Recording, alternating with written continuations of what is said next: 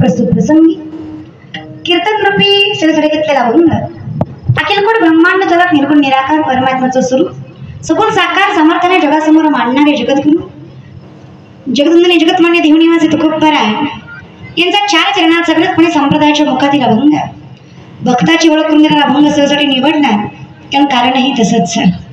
ओळख करून देणं फार गरजेचं असतं, जागवणारा फार गरजेचा असतो.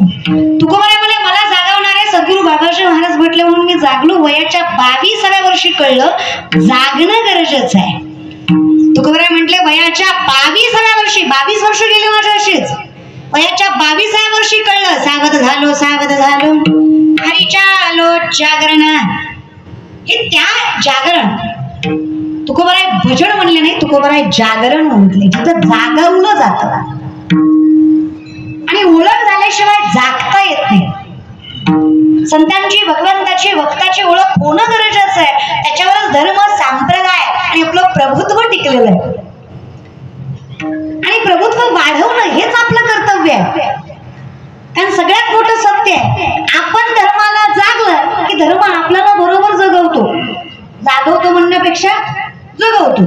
मग काळजी करायची गरज राहत नाही ना.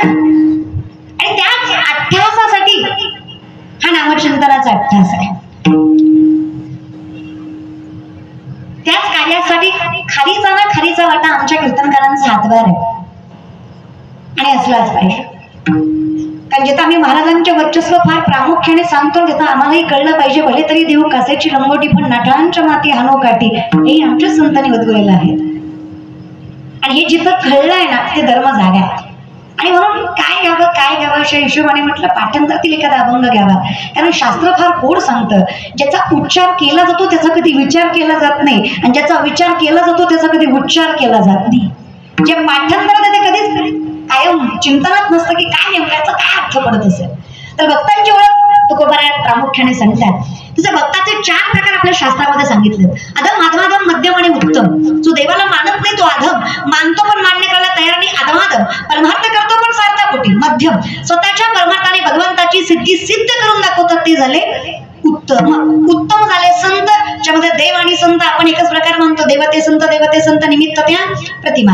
अशा हिशोबाने मग आम्हाला नेमकं कुठल्या भक्ताची ओळख करून घ्यायची आहे, तर आम्हाला भक्त भाविक असला तरी चालेल, भक्त सद्गुणी असला, वैष्णवदास असला किंवा भक्त साधा असला, भोळा असला तरी आम्हाला चालेल, फक्त भक्त असला पाहिजे. यामध्ये प्रामुख्याने कुठला भक्त नाही तर भक्त सांगितलाय. आता आमच्याकडे भक्ताचं पहिलं महात्म्य आहे, ज्याचं हृदय मोठं आहे आणि दुसऱ्यासाठी जगतात. जे देही स्वतःसाठी नाही, स्वतःसाठी कधीच नाही. जगाच्या कल्याण संतांच्या देह कष्टविधी परोपकारे वैष्णव जनतो तिने कहिये पीड पराई जाणे जे. ज्याला दुसऱ्याचं दुःख कळतं तो भक्त आहे, पण ज्यांच्यामुळे हा कीर्तन सोहळा आहे त्यांना अख्ख्या विश्वाचं दुःख कळालं म्हणून आज अख्खं विश्व त्यांच्या पाठीशी आहे. म्हणून यांच्या, कारण हे बघा, एक व्यक्ती असते, करणारा एकच असतो. तुम्हाला वाटत असेल एका व्यक्तीचं नाव आहे मायबाप, तुम्ही जेवढे इथं बसलात ना, स्त्री पुरुष बाळ वृद्धांपासून या कीर्तनाच्या व्यासपीठावर प्रामुख्याने सांगते, बसलेला प्रत्येक जण इथं मनोज जरांगे पाटील आहेत. कुठलाच भेदभाव नाही, हा मोठा हा छोटा, तुम्ही प्रत्येक जण इथं त्याच व्यक्तिमत्वाने, त्याच निष्ठेने, त्याच श्रद्धेने आणि त्याच कष्टाने सगळ्या गोष्टी करताय. हे तेवढंच तुमचंच कर्तव्य नव्हे, तुम्ही ते कर्तव्य समजताय, हे फार मोठा इतिहास आहे. कारण इतिहासाची सगळ्यात मोठी साक्ष आहे. एक पाऊल टाका हो, एक इतिहास बदलायची ताकद राहते, फक्त एक. आज पुन्हा एकदा वाटतं शिवराज्य आलंय, शिवकालीन राज्य आलंय. कारण जय मावळे स्वाभिमानी होऊन कुठल्याही प्रकारची आशा न ठेवता स्वराज्यासाठी लढले ना, पुन्हा एकदा तीच अवस्था आणि तीच परिस्थिती आहे की तुमच्यासारखे मावळे पुन्हा एकदा स्वराज्य निर्माण करण्यासाठी लढतात. पाठीमागचे तुम्हाला काय प्रॉब्लेम वाजवत झाले. तुका म्हणे सत्य कर्मा व्हावे साह्य, नाही वागता आलं तर होय तरी म्हणत जा, साह्य तरी होत जा. बोलणारे बोलतात, आपण होय तरी म्हणायचं नाही, सत्य असेल तर सत्य होय तरी म्हणायचं. आमचं लय अवघड आहे, आम्ही काय सत्य जगणारी माणसं आहे.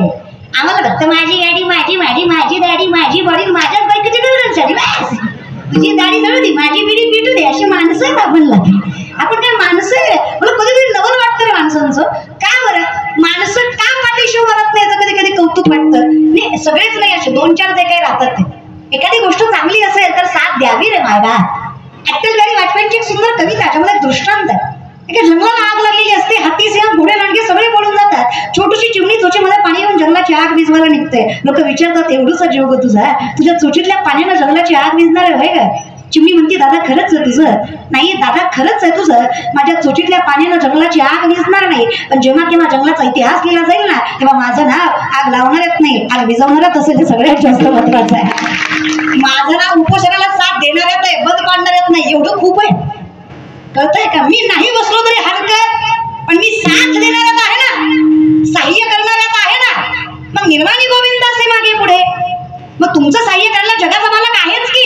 लोक म्हणतात काय काय बोलताय, हे कलियुग आहे, जगाच्या मालकाला काय कळणार आहे? अरे वेडेत तुम्ही. सगळ्यात सत्वत मला सांगते ना, बाबा फार गोड वर्णन करतात. मुंगीच्या पायातल्या पैंजणाचा सुद्धा आवाज जगाच्या मालकापर्यंत पोहोचतो. मग तुम्ही मला सांगा तुमचं आमचं कर्म कळणार नाही का? विचार करत जा कधीतरी. चाले शरीर कोणाची असत ते, कोण बोलवे ते हरिविना. अर्जुनाने विचारलं, देवा दिसत नाही, मानायचा कसा? पाठीशी उभा राहा, मग मानतो तू आहेस.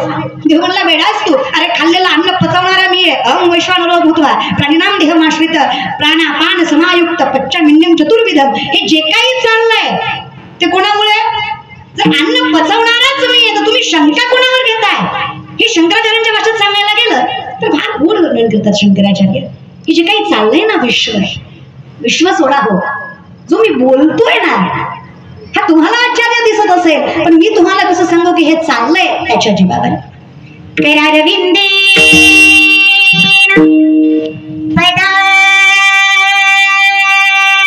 पदारविंदम मुखारविंदेन विनिवेशयन्तं वटस्य पत्रस्य पुटेशयानं. याचं कारण आहे, बालं मुकुंदं मनसा स्मरामि श्री कृष्ण गोविंद हरे मुरारी नाथ नारायण वासुदेव बोला श्री कृष्ण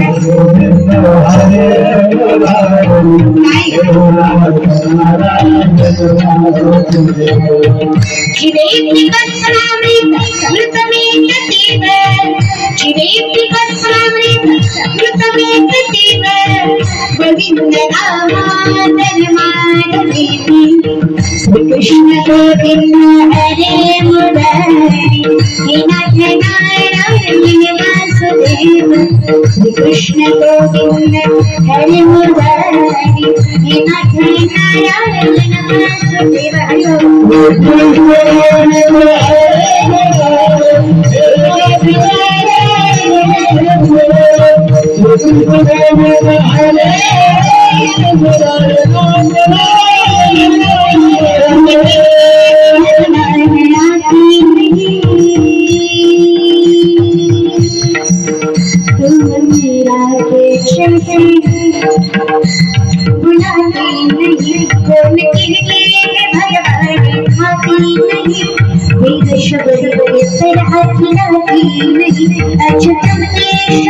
कृष्ण दामोदर राम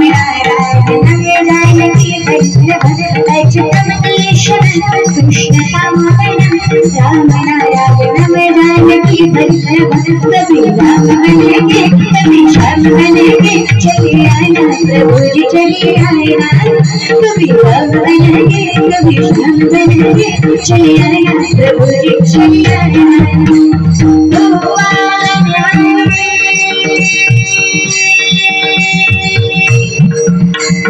मेरे गुनाह तुम्हारी बिना हमारा हमारी बोला सुन जाओ भगवान तुम्हारी बिना हमारा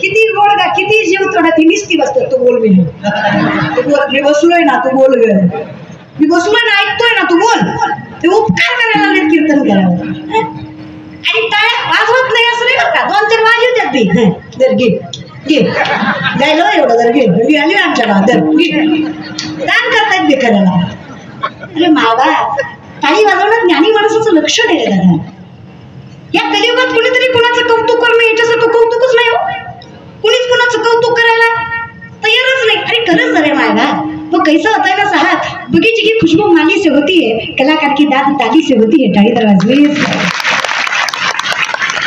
एवढं म्हणून सुद्धा काय काय झटको त्यांनी वाजवलीच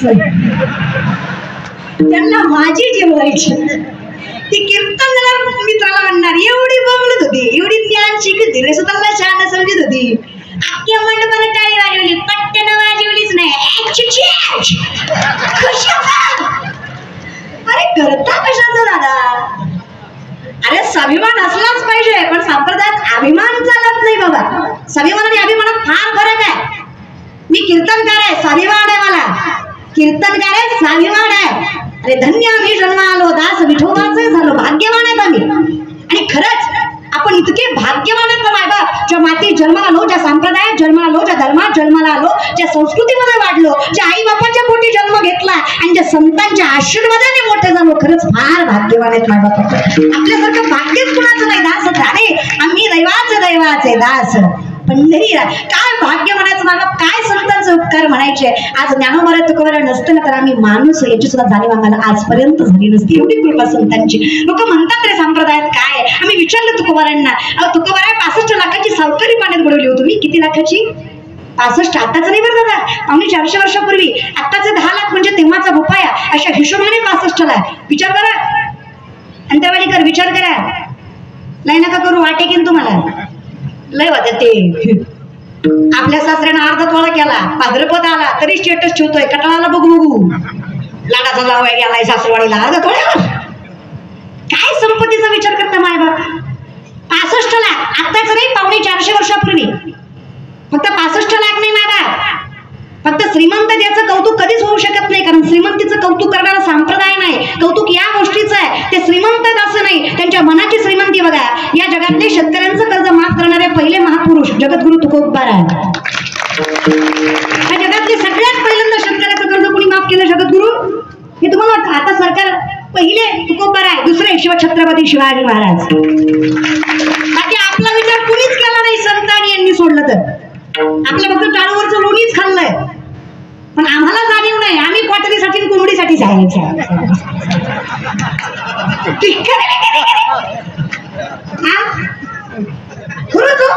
तर काय पोरांचं वय झालं मला सांगा ना, की माझ्या वयाची पोरं सोरत. मी 22-23 वर्षाची पोरगी. आणि ज्यांच्यामध्ये ताकद एवढी आहे, विचार एवढे शुद्ध आहेत, एवढं डोकं आहे, तर चुकीच्या ठिकाणी वापरतात. पोरं वाईट आहेत असं नाही बरं का.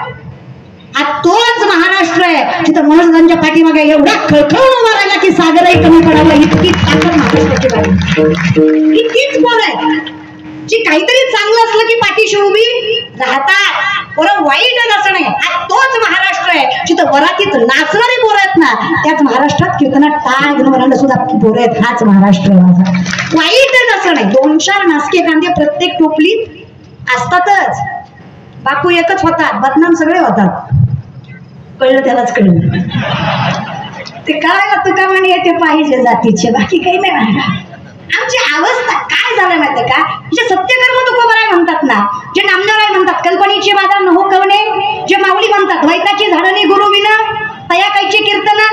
म्हणजे आपल्याकडे योग याग विधी येणी नोही सिद्धी वायाची उपाधी धम्म धर्म नलगती सायास.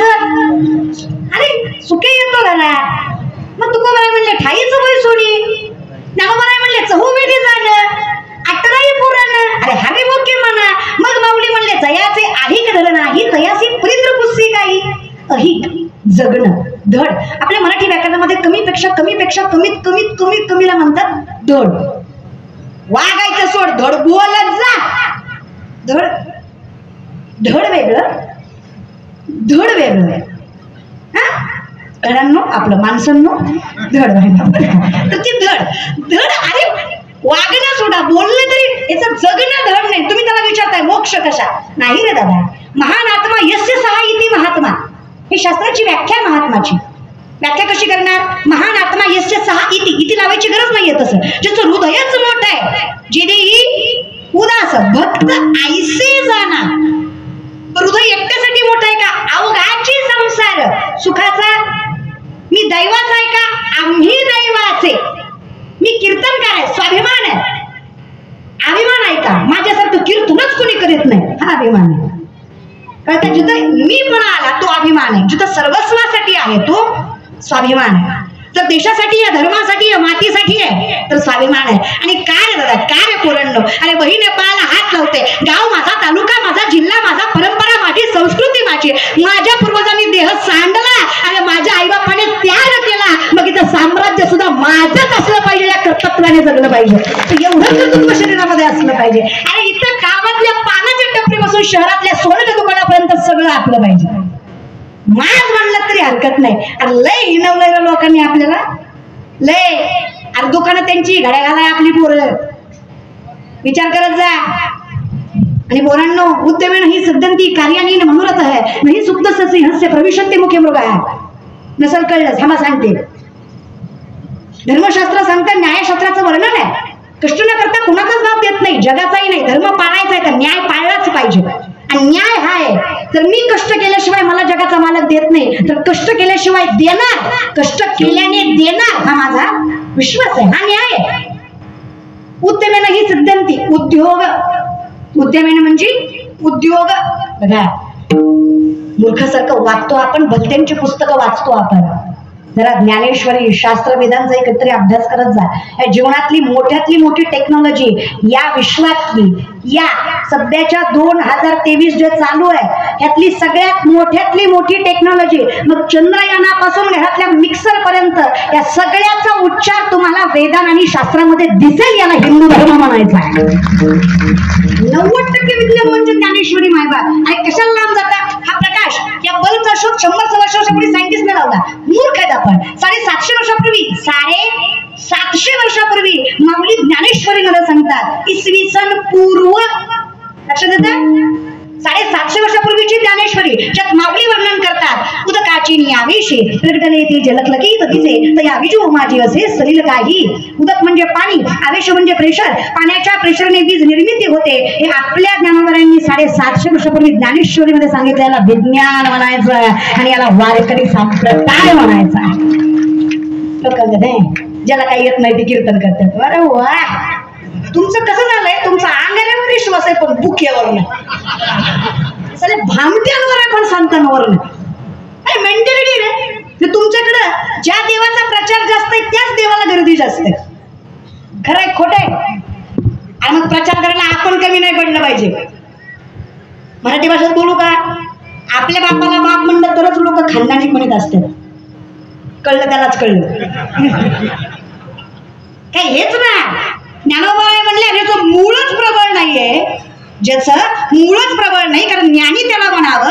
न्यायशास्त्रामध्ये सांगतात आत्मा हा निर्गुण निराकार, आत्म्याला कुठलं स्वरूप नाही. आत्मा मरत ते शरीर, पण या आत्म्याचं स्वरूप कुणाला मानले तर ते ज्ञानाला मानलं. कुणाला? ज्ञानाला. पण ज्ञान आत्म्याच्या अधीन नाहीये, आत्मा यायच्या आधी ज्ञान येतं. It is science, genetic generation. Scientifically याला जनरेटिक जनरेशन म्हणतात. कसं? साध्या भाषेत सांगते. परवा दिवशी मी डॉक्टरकडे, डॉक्टरला म्हणले काय सांगू डॉक्टर साहेब, लय भूक लागते, लय चक्कर येते, काय झाले? डॉक्टर म्हणले शुगर झाली. म्हणलं मूर्खच काय? अरे मला गोड खात नाही मी, गोड मला आवडत नाही मी, गोड कधी झाली नाही, काळजी करू नका, विनोद आहे.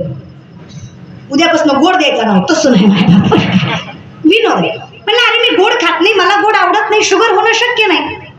काही माणसं असतात गोड खात नाहीत तरी शुगर, गोड आवडत नाही तरी शुगर. मी म्हणलं खात नाही मी, गोड आवडत नाही, कसं काय झाली? तुझ्या मशनी खोट्या, तू खोट्या, तुझी डिग्री खोटी. तो म्हणला काय तसलं बोलू नका, झाली. म्हणलं नाही झाली. तो म्हणला झाली. म्हणलं नाही झाली. तो म्हणला झाली. म्हणलं कसं काय झाली? ती म्हणलं तुझ्या बापाला होती म्हणून तुला झाली. बरोबर? जनरेटिक तसंच आहे. इथे आदिनाथ गुरु सकळ, मच्छिंद्र तयाचा, मच्छिंद्राने बोध, गोरक्ष वळला, गहिनी प्रसादे, ज्ञानदेवा सार चोजविले, ज्ञानदेवे रक्षिला, नामदेव रायांचा अवतार तुकोबर आहे. कळत? हे मूळ ज्याला कळलं नाही ना, मग सर्व सुकृताचे फळ मी मूळ आहे, जाई नगे माये. आणि विचार करा, जर ज्ञानियांचं ज्ञानी विश्वमाऊली पंढरीच्या वारीचं महात्म्य सांगतात तर काय भाग्यवान आहेत आपण. कौतुक करणार कोण याचा विचार करत जा. जर तुकोबरायांसारखे म्हणतात, तुकोबराय म्हणजे साधने बरं का. तुकोबराय म्हणजे ज्या मातीहून चलतात ती माती विठ्ठल विठ्ठल म्हणते, ज्या दगडाला हात लावतो तो दगड पांडुरंग होतो, ज्या माणसाकडे बघतात तो माणूस विठ्ठलमय होतो. तुकोबराय कीर्तन करायला लागले, पुणे जिल्ह्यात नायगाव मध्ये मेलेला पोरगा उठून उभा राहतो, एवढं सामर्थ्य तुकोबराय. अरे हे काय येऊन बसले? तुकोबराय म्हणजे त्रैलोक्याचा नाथ, अखिल कोट ब्रह्मांड चालक, ज्यांच्या चरणावर मस्तक ठेवतो त्यांना तुकोबराय म्हणायचं. काल गुलाम सलाम करी, काल गुलाम सलाम करी, काल गुलाम सलाम करी, काल गुलाम सलाम करी.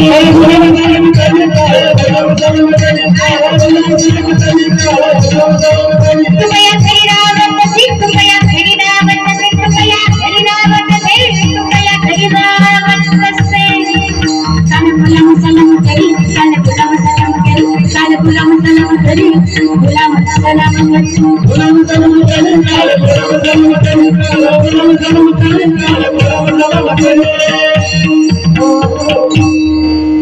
आम्हाला तुकोबराय ज्ञानोबराय कळले नाही हो.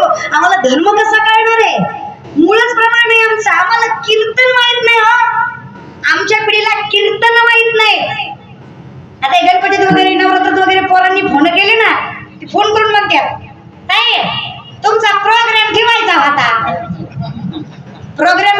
बर मी तुला ह्यो प्रोग्राम दिसत हो का आमच्या गावात सप्ताह होता आणि तुम्हाला घुसवायचं होतं घुसव महाराज लोकांना घुसवतो माझा त्यांच्यापेक्षा भंगार तुमचं तुम्हाला आणावं लागतंय का आम्ही आणावं लागतंय नाही मुक्त दे तुझं सोयाबीन खुरपी दे मुकादमय मी काय बोलताला काय त्यांच्यापेक्षा वाईट तुम्ही सुपारी किती घ्या पर देऊन देऊन द्या चाल किती अरे माझ्या आईच्या दारात सोन्याचं झाड आहे विचार करा घरात किती असेल जयाच्या धरी सोन्याचा पिंपळ अंगी आईसे वळण आणि पैशाचं काय घेऊन बसलंय विपदो नेव संपदो संपदा विपदा विस्मरणं विष्णू संपन्न नारायण स्मृती विपत्ती म्हणजे विपत्ती नाही संपत्ती म्हणजे संपत्ती नाही भगवंताला विसरणं ही खरी विपत्ती भगवंताला मनात साठवणं ही खरी संपत्ती ज्याला जपता आली परमानंद हे महाधन जोडी देवाचे लोक म्हणतात काय देतं देवाचं नाव तुकोबराय म्हणले गाढवाचे घोडे आम्ही करू दृष्टी पुढे अजून काय देव देवाच्या नावाने आणि एवढी ताकद दिली भगवंताच्या नावाने की गाढवाचं घोडं तुमच्या डोळ्यात देखत करू शकतो लोक म्हणले तोंडात येतं ऐकतं म्हणून काही बोलायच नाही महाराज का होत गाढवाचं घोडं होत असतं का अंतरवालीच्या मायबाप गाढवाचं घोडं होतं का बोलत जा रे बोलत जा वाटलं तर कीर्तन जरा माझ्या पाकिटातलं थोडं थोडं देते रे तुम्हाला पण बोला पण मला पाकिट नाही याची पण काळजी करा मीच फुकट आहे त्यामुळे तुमचं अवघड आहे आज मायबाप बोलत जा धर्मासाठी तरी बोलत जा गाढवाचं घोडं होतं का माय होतं का ग तुम्ही तर बोला ग पार्टीच्या आहे ग माझ्या बोलायचं तुम्ही बोलत नाही असं नाही ग माय अगं तुम्ही भांडायला लागले अख्ख्या गावाला कळतं कोणाची सून भांडते ग माय आणि माय तुमच्याच कष्टामुळे आणि तुमच्याच निष्ठेमुळे आज अख्खं महाराष्ट्र कुठे म्हटलंय एवढी सगळ्यात मोठी व्यवस्थापक स्त्री आहे उगाच आमच्याकडे म्हणत नाही येतं नारीस तो पूजन तिला म्हणते तत्र देवता जिथं स्त्रीचा सन्मान आहे तिथं भगवंताचा वास आहे लय ताकद आहे माय तुमच्या स्वतःला अंडरस्टिमेट करत जाऊ नका कधी कमी समजत जाऊ नका अगं लय श्रीमंत आहे आपण इतके गोड आहे आपलं तोंड सोडलं तर आपण लय गोड आहे माय आपल्यासारखं गोडवाच कशात नाही माय बाबा बरं का बोलत जा गाढवाचं गोड गाढवाचं गोड होतं का माय नाही होत नाही दादा होतं का नाही होत का असं नाही म्हणू नका दादा तू बरं खोटं बोलणार नाही असं म्हणू नका तुम्हाला गाढवाचं घोडं बघायचं का समोर आहे बघा कळलं त्यालाच कळलं अरे आम्ही गाढवच आहेत रे ज्ञानाने आम्ही गाढवच आहे संतांच्या कृपेने घोडे झालोय ताकद अशी काही नाही रे आमच्या खरंच काही नाही तुकोबराय म्हणतात कुणबी याच्या पुढे जन्मलो जगदीशा संस्कृत भाषा आम्हा कैसी तर आम्ही काय आमच्या तोंडातलं संस्कृत आणि मोबाईल उच्चाराव्या तुकोबराय म्हणतात कुणब्याच्या कुळात जन्माला साधा पोरगा मी भगवंता माझ्याच्याने संस्कृत जमणार नाही मग जमलं नाही का अवंग तुकोबरायांच्या संस्कृत मध्ये आहेत श्री अनंता मधुसूदना पद्मनाभा नारायणा जगत व्यापका जनार्दना आनंद घना विनाश आणि विषय हे तुमचं तुम्ही चुकताय तुका म्हणे मज बोलविता देव आपुडिया पळे नाही मी बोलत सका कृपावंत वाचा त्याची साळुंकी मंजुळ बोलत असे शिकविता धनी म्हणजे हे चाललंय त्याचं कारण आहे मीरा आपकी कृपा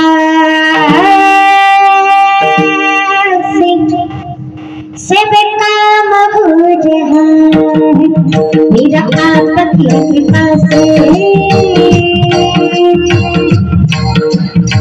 बेकाम हो जहां तेरी तेरी तुम कन्हैया मेरा नाम हो जहां शब्द एक वेळ लक्षात घ्या तो म्हणतात फार नाव मोठं झालं एक माणसं मागचं महाराष्ट्र लाखो माणसं करोडो माणसं पाठीशी उभा राहिली त्याचं उत्तर आहे पतिवार की पिनाही मेरी नाव चल रही है जमाना मंजिल भी मिल रही है कहता नहीं कुछ भी फिर भी काम हो जाए मेरा पति कृपा से ये नाम हो रहा है हरिवंश मेरा पति कृपा से सब काम हो रही नाम हो रहा सब काम हो रहा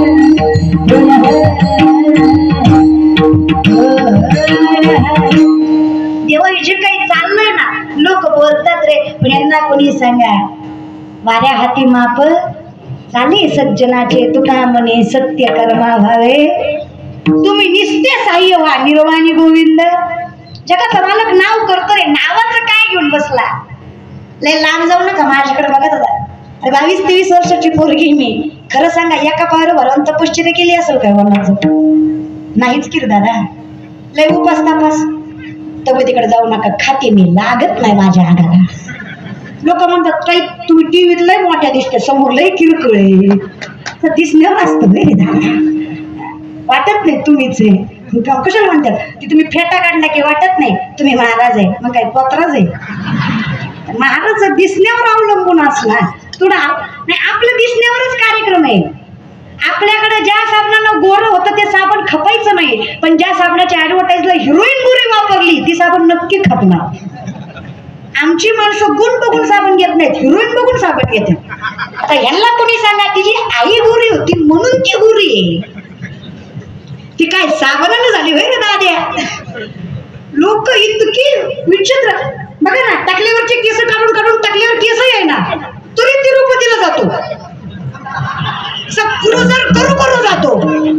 पंढरी पाय त्याला 3-3.5 तासाचे 4 तासाचे अंतरावर आहे, पण तिकडे जाणार असं नका करू दादा. जाऊ नका असं जात दादा, काही हरकत नाही. आपल्याकडे उच्च नीच काही नाही, भगवंत तिष्ठे भाव भक्ती आपल्याकडे असं काही नाही. पण मला एवढंच म्हणायचंय, काही नमुने असे 4 धाम केलंय, काशी बनारसी द्वारका मथुरा सगळं केलंय, फक्त पंढरपूर राहिलं. हे हातचं सोडायचं पण त्याच्या पाठी लागायचं अवघड आहे रे. मला कौतुक आहे संप्रदायाचं, मला कौतुक आहे माझ्या पंढरीच्या पांडुरंग रायाचं. अरे प्रत्येक देवाचं दर्शन 100 ते 150 फुटावर आहे. आजही माझ्या जगाच्या मालकाचं दर्शन चरणावर मस्तक ठेवून हे वैभव माझ्या पंढरीचं. माझ्याकडे विठू माझा लेकरू आलाय ना, सगळ्यांना जवळ घेतो महाराज, सगळ्यांना जवळ घेतो. श्रममी देईन पांडुरंगे, हा जर अधिकार आमच्या बापाजवळ आहे. हरिपट नीट म्हणून जा, क्षमामी देईन पांडुरंगा. काय जगाच्या मालकानं चूक केली, आपल्या जन्माला घातलं हे क्षम किंवा क्षीण. आलिंगन, क्षम याचा अर्थ काय? आलिंग. आपला एवढा अधिकार आहे त्या पांडुरंगावर की आपण त्याला सरळ आलिंगन देऊ शकतो. आणि त्याचं एवढं प्रेम आहे आपल्यावर की त्याला वाट बघत उभा राहतो. वाट